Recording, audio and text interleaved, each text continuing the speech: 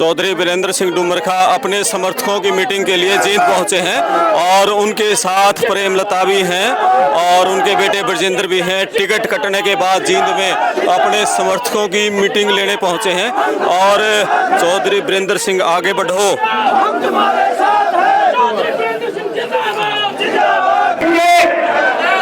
ब्रजेंद्र सिंह जी, आने वाले समय में आप जल्दी में हो खड़े हैं, इस प्रदेश के मुख्यमंत्री बनेंगे।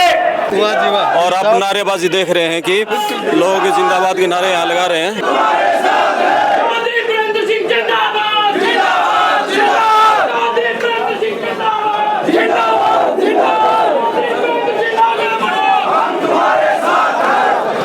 और आप ये देख रहे हैं कि जींद में चौधरी वीरेंद्र सिंह के समर्थकों की एक बड़ी मीटिंग यहाँ बुलाई गई है और इस मीटिंग में फैसला लेंगे कि आगे उचाना हलके के लोगों को, वीरेंद्र सिंह के समर्थकों को किस तरह से काम यहाँ करना है और क्या जयप्रकाश की मदद करेंगे, दिल से मदद करेंगे, कैसे करेंगे, ये आज की मीटिंग में फैसला होगा। हजारों की संख्या में चौधरी वीरेंद्र सिंह के समर्थक जींद में पहुँचे हैं और थोड़ी सी निराशा का भाव प्रेमलता और ब्रजेंद्र सिंह के चेहरे पर जरूर यहाँ दिखा। टिकट कटने का मलाल है उनको और पड़ताल टीवी ने प्रेमलता से बात भी की। उन्होंने कहा कि टिकट उनको पक्की मान के चल रहे थे और आखिरी दिन भी उनका नाम था, लेकिन टिकट क्यों कटी इसको लेकर वो भी कुछ नहीं कह सकती। क्या भूपेंद्र हुड्डा ने ब्रजेंद्र सिंह की टिकट कटवाई? जब प्रेमलता से सवाल पूछेगा तो उन्होंने कहा कि इस बारे में वो कुछ नहीं कह सकती। और आप देख रहे हैं कि पूरा हॉल ये खचाखच यहाँ भरा हुआ है और ब्रजेंद्र सिंह, वीरेंद्र सिंह, प्रेमलता के समर्थक हजारों की संख्या में यहाँ जुटे हुए हैं। ब्रजेंद्र सिंह आगे बढ़ो, हम तुम्हारे साथ हैं कि यहाँ नारे लगाए जा रहे हैं।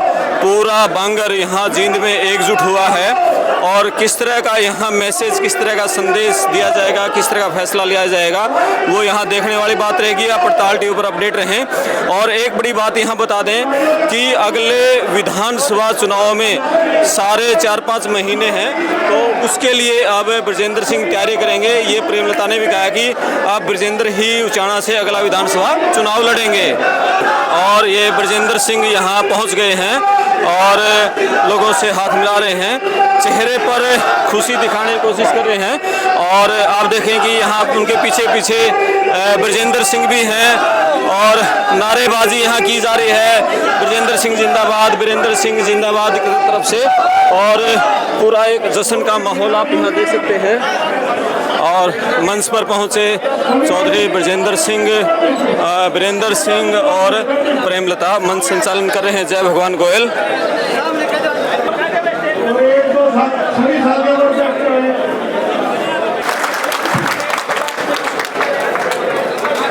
और वीरेंद्र सिंह मंच पर पहुंचे। आज वीरेंद्र सिंह पर नजरें रहेंगी कि वो मीटिंग में क्या फैसला लेते हैं। और ब्रजेंद्र सिंह, वीरेंद्र सिंह, प्रेमलता और पूरा हॉल समर्थकों से खचाखच यहाँ भरा हुआ है।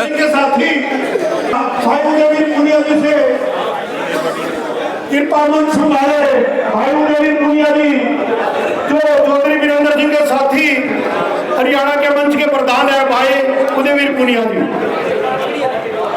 तो ये जो भी यहाँ से आदेश आपके लिए आएगा, ये आदेश देंगे। लेकिन अब मैं इस संगठन का प्रदेश अध्यक्ष होने के नाते इसकी कार्यवाही शुरू करता हूँ। ब्रजेंद्र सिंह जी, आने वाले समय में आप जल्दी में हो खड़े हैं, इस प्रदेश के मुख्यमंत्री बनेंगे। सांसद श्री ब्रजेंद्र सिंह जी की टिकट कटी है पार्टी से, तब से हमारा मिली नहीं सांसद जी को। तो हमारे जितने भी प्रदेश में साथी हैं वो सारे के सारे मायूस हैं और दिल्ली, सारे साथी दिल्ली जाने लग रहे थे। चौधरी वीरेंद्र सिंह जी और सांसद जी ने और प्रेमलता जी ने कहा कि वे सारे दिल्ली आवे हैं, आप जींद चाला, जींद में ही सबसे बात कर लेंगे। तो इसी वजह से आज की ये मीटिंग बुलानी पड़ी। और जहाँ तक बात है माननीय सांसद श्री ब्रजेंद्र सिंह जी की टिकट ना मिलने की,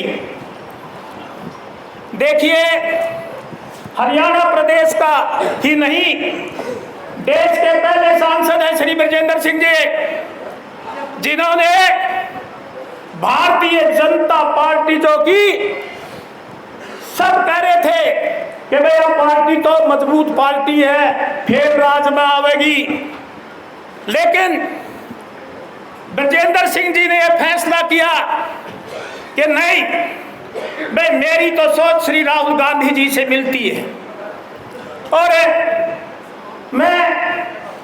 मैं श्री राहुल गांधी जी के नेतृत्व में काम करना चाहता हूं।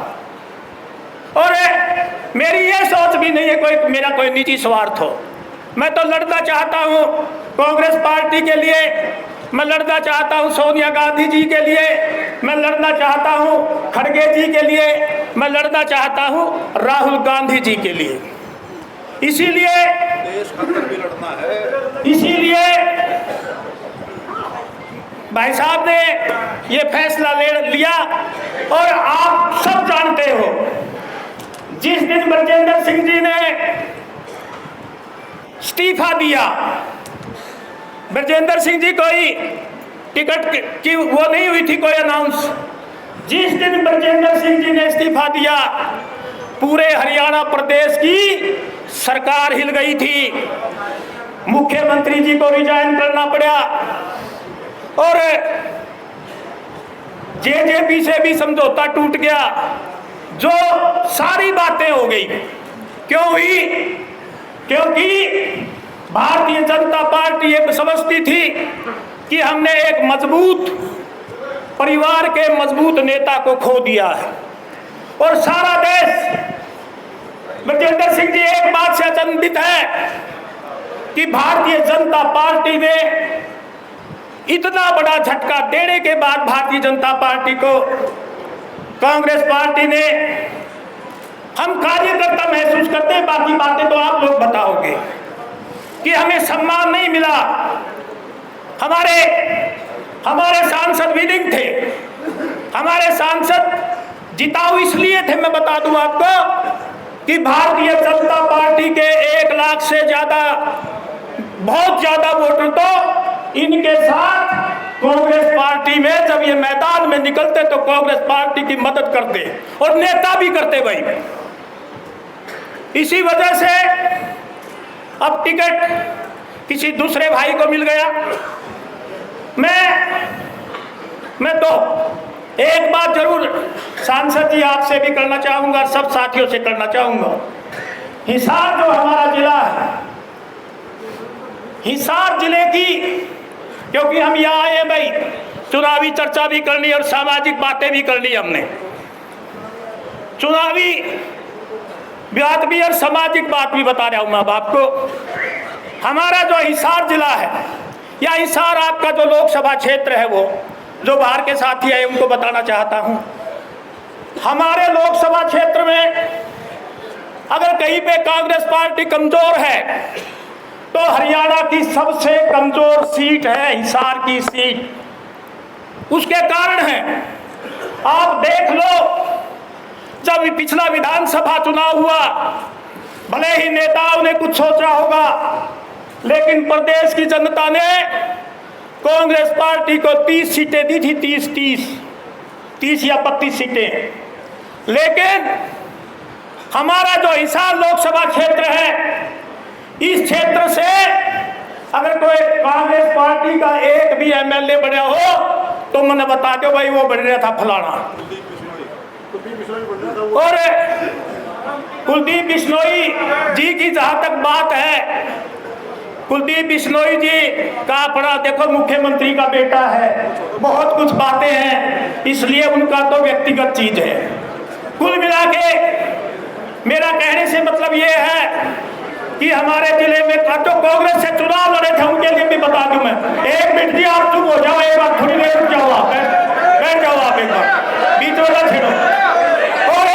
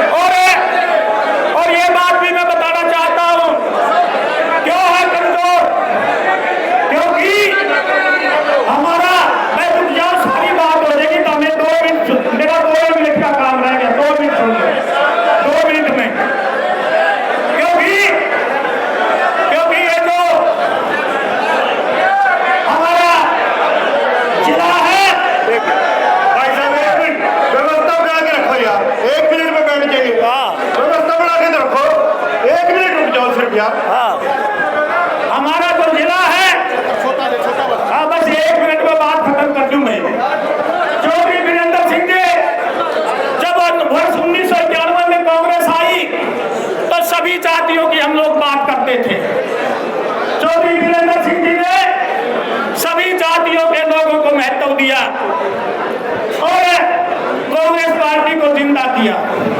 आज स्थिति ये है, जो गरीब आदमी है, गरीब आदमी, हिसार जिला पूरे हरियाणा प्रदेश का एक जिला है जहां पे गरीब आदमी ने पलायन किया है। ये मेरठपुर गांव, ये बघाना गांव, टाबड़ा गांव, ये गरीब आदमी जब तक आप समाज का सारा भाईचारा गलत नहीं चलांगे, भाई बात बने कोई न्यू कोरी की मानते नहीं काम चलिया करते। सिर्फ हमें सारी जातियों के बारे में सोचना पड़ेगा। गरीब आदमी जिसके दिमाग में एक बात बड़ी बैठी हुई है, उसको समझाना पड़ेगा। जब हम सब मिलकर कांग्रेस को मजबूत करेंगे। और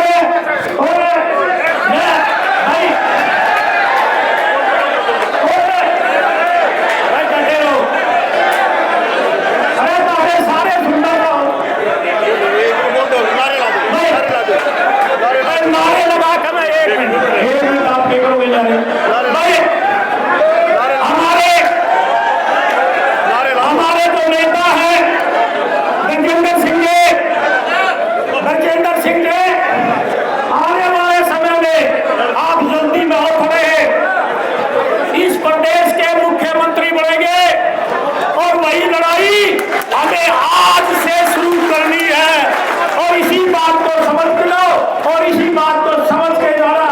बाकी अब मैं एक मिनट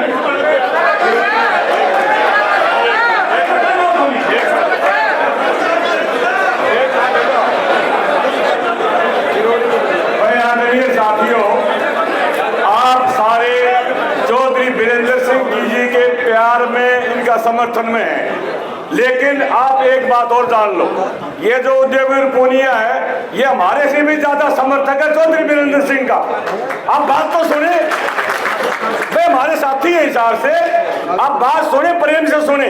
सभी साथियों को मैं कहना चाहता हूँ, जितने आप ज्यादा जो बीरेंद्र सिंह जी उतारते हैं उनके लिए मरण मिटने के लिए तैयार है आप सभी, लेकिन चौधरी ये पूनिया साहब भी मरण मिटने के लिए तैयार है। आप बात सुने कृपा।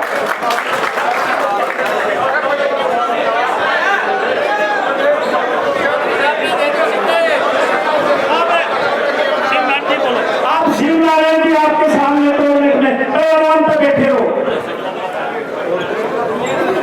हिंदुस्तान की राजनीति के मोबाइल पर चमकते हुए सितारे, ईमानदारी के प्रतीक, भारत सरकार में पूर्व मंत्री आदरणीय चौधरी बीरेंद्र सिंह जी, आदरणीय ex MLA Uchana madam Premlata Singh ji, माननीय हमारे सांसद चौधरी बीरेंद्र सिंह जी, और भी बहुत नेता बैठे हैं, कार्यकर्ता बैठे हैं, और आदर के योग आप सभी जो साथी आप कंधे से कंधा मिला के चौधरी बीरेंद्र सिंह जी के साथ खड़े हैं, आप सभी का भी बहुत बहुत स्वागत है।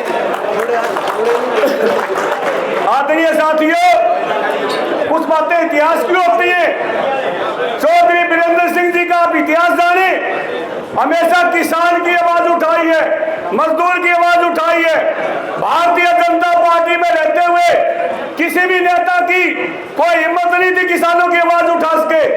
हम गर्व करते हैं चौधरी बीरेंद्र सिंह जी पर, इन्होंने खुल करके किसानों की आवाज उठाई और मैदान में आए इनकी बात सुन के इसका समाधान करिए।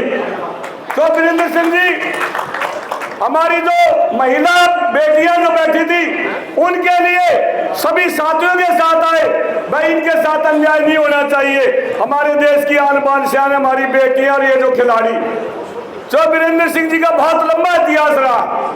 आज तक कोई नेता खड़े होकर कह दे कि चौधरी बीरेंद्र सिंह जी ने उसके साथ धोखा किया, किसी के साथ कोई धोखा नहीं किया इस नेता ने, ईमानदारी की नाराजगी की है। और जो आदमी बड़े बड़े छोटे पद से लेके मुख्यमंत्री तक जो बने, इनकी रहनुमाई है उसके ऊपर भी। और इसके साथ साथ ये कई कई प्रदेशों के प्रभारी रहे, कई कई मुख्यमंत्री अपने हाथों से इन्होंने बनाए और हमेशा अपने कार्यकर्ता की लड़ाई लड़ी। चौधरी बीरेंद्र सिंह जी कहते हैं कि मैं अपने कार्यकर्ता को, अपने साथियों को, अपनी इस बांगर की धरती को आगे बढ़ाना चाहता हूं। और इसके साथ साथ एक बात और मैं इतिहास की बताता हूं। आज पूरे देश में जो चुनाव चल रहा है, सभी कोई कांग्रेस छोड़ के जा रहा है, कोई दूसरी पार्टी छोड़ के बीजेपी में जा रहा है।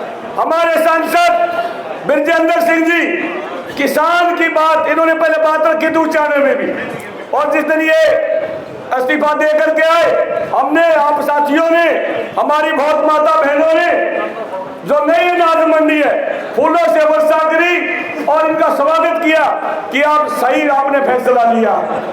तो इसमें लेकिन दुख की एक बात, बिना पावर की बात नहीं बनती। ये पावर छोड़ करके आम आदमी की बातों के लिए, किसानों के हित की लड़ाई के लिए, हमारे जो प्लेयर है उनके हित की लड़ाई के लिए समाज के बीच में और ये फैसला करके आए। लेकिन आगे क्या हुआ आप सभी ने पता। ये हमें दुख भी है इस बात का, रोज भी है। एक पत्रकार भाई को मेरे को कहने लगा, बोला बुढ़ी बन गई, मैं बोला बुढ़ी बन गई, चौधरी बीरेंद्र सिंह के साथ बुढ़ी बन गई, लेकिन चौधरी बीरेंद्र सिंह ने किसी के साथ बुढ़ी नहीं करी, कभी भी जीवन में बुढ़ी नहीं करी। हम सर उठा कर चल सकते हैं, हमारा नेता ईमानदार है, धोखा नहीं किया किसी के साथ, कभी भी पॉलिटिक्स में भी धोखा नहीं किया। तो भाई ज्यादा बातें नहीं कहते हुए, हाँ नमस्कार। हाँ मैडम नमस्ते। हाँ जी नमस्ते जी। बीजेपी छोड़कर कांग्रेस में आए और उम्मीद थी कि टिकट मिलेगी। उम्मीद तो पूरी थी जी, और आखिरी दिन तक नाम भी था। हाँ। उसके बाद के पलटा खाया वो हमने भी नहीं मेरा। क्या कारण रहा, क्यों कटी, किसने कटवाई? कुछ भी नहीं कह सकते। अब अंदर की बात क्या है हमने उसका पता ही नहीं। जी कटी नहीं, कटी नहीं है, मिली नहीं जी। कटती तो जमनक भी मिल के कटा है। हाँ। या तो मिली ही नहीं ना। अच्छा, जैसे ही आप कांग्रेस में आए थे उसके बाद एक फोटो था, ब्रजेंद्र भूपेंद्र हुड्डा से मिलने गए थे और ये कह रहे हैं कि भूपेंद्र हुड्डा ने ही कटवाई है, जयप्रकाश उनका अनुमान बना हुआ है आजकल। अब देखो हम तो किसी का भी नाम नहीं ले सकते क्योंकि जब हमारे को अंदर की बात का ही नहीं पता। जी। लेकिन ये है कि भाई जब सब कमेटी की रिपोर्ट थी उसमें इनका नाम अकेले का था जी।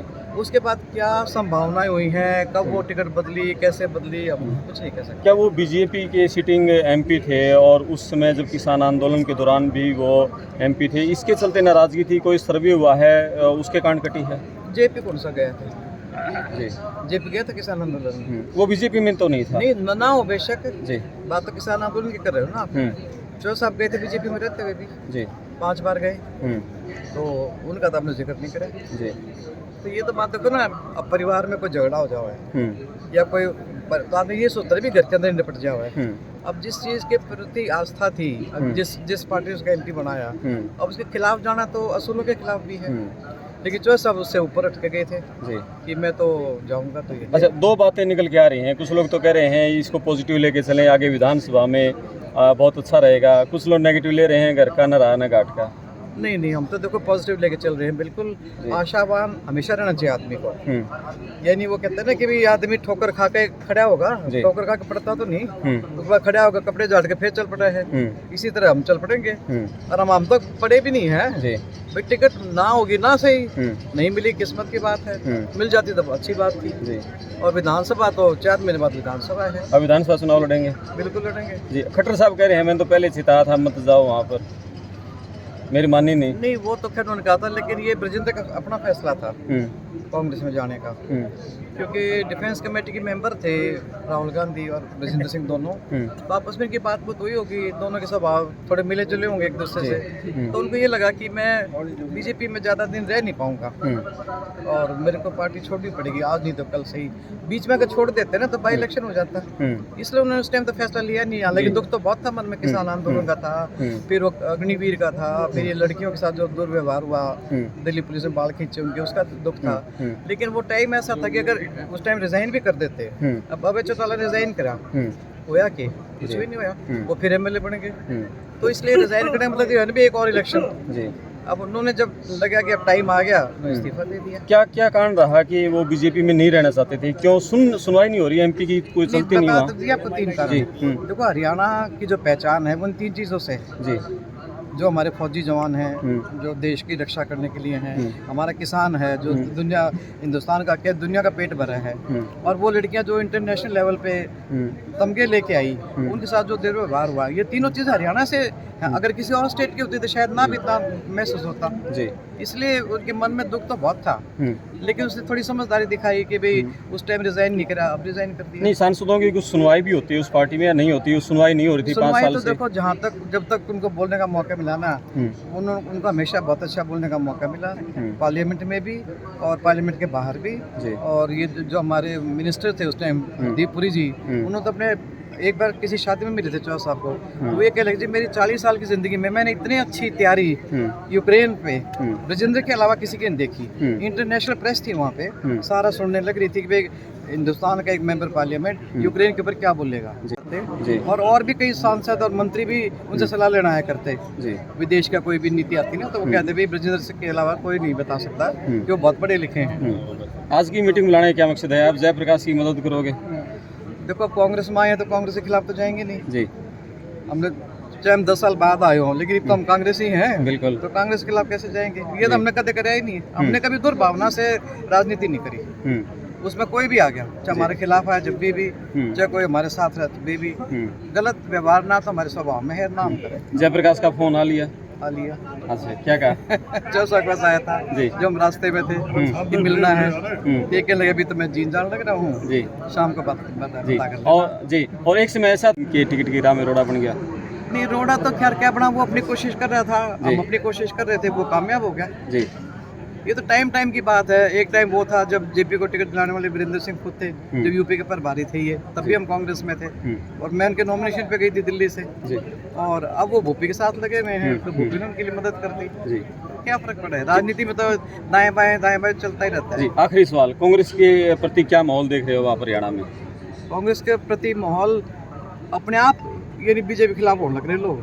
कांग्रेस ने कुछ नहीं कर रखा जी, लेकिन जो बीजेपी के जो खिलाफ एक प्रचार हो रहा है ना पूरे हरियाणा में, बाकी देश की मैं बात नहीं करती, लेकिन हरियाणा में जो प्रचार हो रहा है बीजेपी के खिलाफ, ये अपने आप होने लग रहा है जी। क्योंकि जो किसान आंदोलन जो हुआ था ना, वो उस टाइम तो वो कुछ कर नहीं पाए, लेकिन अब इसका बदला ले लेंगे।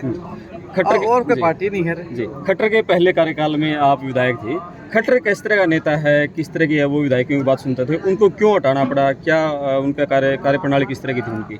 देखो, इस बारे में तो मैं कुछ नहीं कह सकती। ये तो बीजेपी आपने उनके साथ काम किया है? नहीं, मैं जब मैं एमएलए थी, जब तो मुख्यमंत्री थे जी, जब दोबारा मैं नहीं रही एमएलए, तब डिप्टी सीएम दुष्यंत थे उनके जी, उसके साथ लगे हुए थे। आदमी बढ़िया है जी। मेरे तो जितने भी काम हुए हैं ना, मतलब कभी एक तो देखो ब्रजेंद्र सिंह IAS अफसर जी, कमिश्नर रैंक के थे, सारे अफसर मेरे तो डरा करते जी। अभी ब्रजेंद्र की माँ है, इसका काम ना रुकने दियो। सेंटर में 64 मंत्री थे, तो हल्के तो 90 हैं। इसी कारण सबसे ज्यादा काम करा पाए आप? तो इसीलिए मैं काम करा पाई, नहीं तो एमएलए तो और भी बतेरे थे जी। तो मेरा काम नहीं रुका कभी, और उसमें ना रुकने का कारण मैं उनको भी मानती हूँ, जो उस टाइम उनके वो थे ना, मिस्टर खुल्लर थे, उन्होंने मेरी बहुत मदद करी। आपके मुकाबले दूसरे डिप्टी सीएम रहते हुए कितना काम करा पाया? मेरे हिसाब से कुछ भी नहीं कराया जी, बल्कि मेरे काम भी रुकवा दिए उसने तो। जिनके पत्थर रख चुके थे, जिनके पैसे भी लॉट हो चुके थे, वो भी काम नहीं उसने होने दिए। हमारा उचाने का बाईपास है, एक ईंट नहीं लगने दी उसने, जो कि मुआवजे मिल लिए थे, लाइनें सारी खिंच गई थी, लेकिन नहीं बना। क्या आपको लगता है दूसरे दोबारा हिम्मत कर पाएगा उचाना से चुनाव लड़ने की? मैंने तो नहीं लगता जी, और आएगा तो दुर्गति होगी उसकी। उसकी माँ तो आ गई है लोकसभा में, उसकी माँ तो आई है लोकसभा में। लोकसभा में आई है वह, अपनी दुरानी के खिलाफ आई है, या अपने ससुर के खिलाफ आई है वह तो जी, और जेपी तो है ही है फिर कांग्रेस के लिए। Thank you.